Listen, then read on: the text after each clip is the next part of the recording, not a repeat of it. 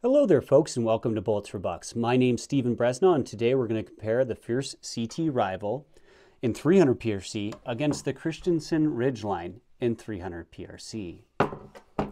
Starting with the CT Rival, we have a limb saver recoil pad. It's quite a nice soft recoil pad. It's about an inch thick. And then we have a flush cup right here for mounting your QD sling, carbon fiber stock with a little raised area here for your cheek weld. And then we have almost a 90-degree grip with a really nice palm swell. And down here we have a metal bottom metal, push button release floor plate, 3+1 meg capacity in 300 PRC. Bixen Andes adjustable trigger down to 2 pounds, single stage trigger, absolutely fantastic trigger. Skeletonized bolt handle and tactical bolt knob, excuse me. This one features a titanium receiver, but you can get it in stainless steel. It's a bit heavier. 70-degree bolt throw, side push button bolt release, spiral fluted bolt, but it's shallow. And then we have 2 locking lugs, 2 plunger ejectors, and a little Sacco style extractor. Very smooth receiver, feels really high quality and premium. It's a Remington 700 footprint receiver, so the recoil lug is a piece of metal sandwich between the barrel and the receiver itself. The stock does not have spot bedding. It's not bedded. It doesn't have pillar bedding. It's just screwed into the carbon fiber stock. I would have liked to see spot bedding, full fiberglass bedding, full bedding, or pillar bedding with that. Free floated barrel, it's carbon fiber wrapped.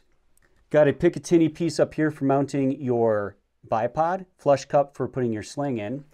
This features in Magnum a 24-inch barrel, threaded 5/8 by 24, and it comes with a radial Cerakoted muzzle brake, but that's not on there right now. The rifle comes in very light because of the titanium receiver and its feature set at a weight of about 6.8 pounds for a 300 PRC and as low as 5.8 pounds for your short action cartridges. Comes with a half MOA guarantee and it's out of Redmond, Utah. Now let's take a look at the Christensen Arms Ridgeline rifle. This features a nice recoil pad. It's a little more traditional in nature, not quite as thick. Sling swivel stud instead of flush cups. And this to me is a fiberglass resin stock. It's a little unclear exactly what composite they use, but to me this feels and sounds like a fiberglass resin stock, similar to an HS Precision stock. Coming forward, this is also a Remington 700 footprint, Cerakoted receiver, and stainless steel muzzle brake. This is a 90-degree bolt throw versus the Fierce being a 70-degree bolt throw. 2-position safety, both don't lock the bolt when on safe. All metal, bottom metal. Same thing, floor plate. A little bit harder to push the button on this one. 3+1 in 300 PRC. Does come in short action calibers as well and is lighter. If that is the case.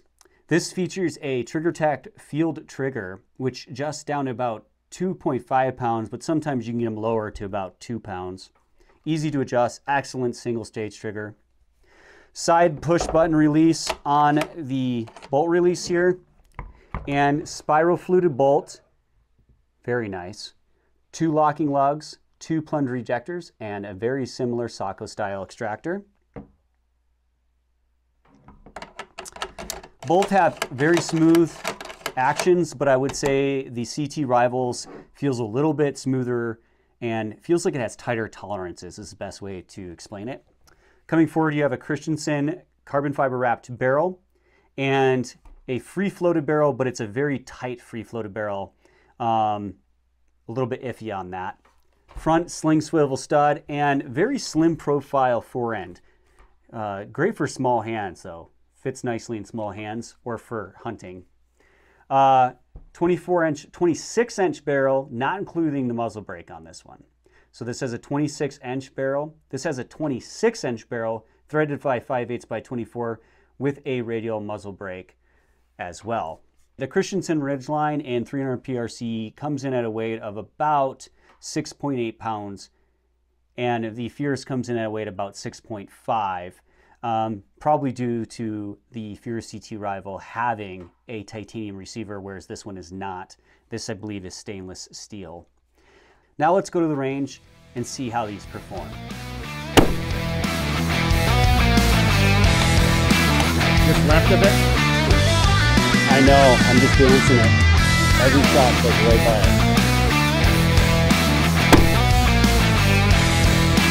I'll be damned. I felt good on that one.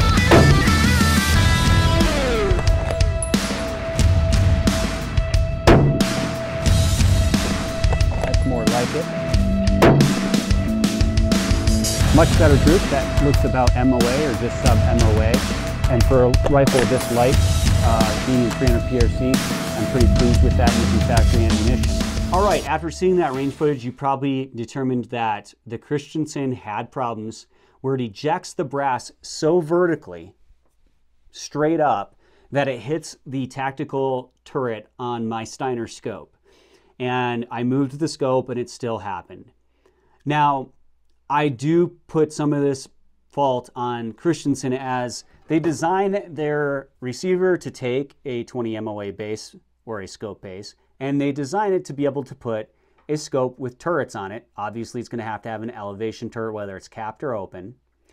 And for them to design it, or at least for this one, maybe this is a lemon, to eject the brass so vertically straight up that it hits every single time and not only ruins my brass by cracking the rim, but also causes double feeds, is, in my opinion, unacceptable.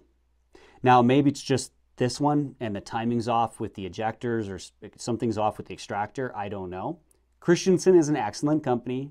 They have good customer care. They're out of Utah. I don't dislike them, but to me that was unacceptable for a rifle in this price category. Now, the Christensen comes in as about $2,000, and the CT Rival comes in a little bit more expensive. But both are ultralight backcountry hunting rifles. In addition to the problem with the ejecting brass in the Christensen, the Christensen was extremely difficult to shoot accurately. It really was lucky to get one MOA out of it, whereas the CT Rival, I was able to get a half MOA group out of it with factory ammunition. Now, granted, I didn't have a large ammunition sampling. I didn't hand load for either rifle. So to say one is more inherently accurate than the other, or both can't be extremely accurate, or the Christensen can't shoot better than the CT Rival, is not true. But in my experience, it was more difficult with the factory ammunition I had on hand to shoot. The Christensen is accurate. Now, light rifles such as these are inherently difficult for me to shoot consistently accurate. And that's true with most people. Both are excellent. Both are super ultra lightweight backcountry hunting rifles. Obviously, given the ejection issues coupled with the scope that I was using with the Christensen, I would have to say I would personally go with the Fierce. And I do like the fit, feel, and finish of the Fierce better than the Christensen. Hope you enjoyed this comparison of the Fierce CT Rival in 300 PRC versus the Christensen Ridgeline in 300 PRC. Thanks for watching Bullets for Bucks. Check out this next video and subscribe.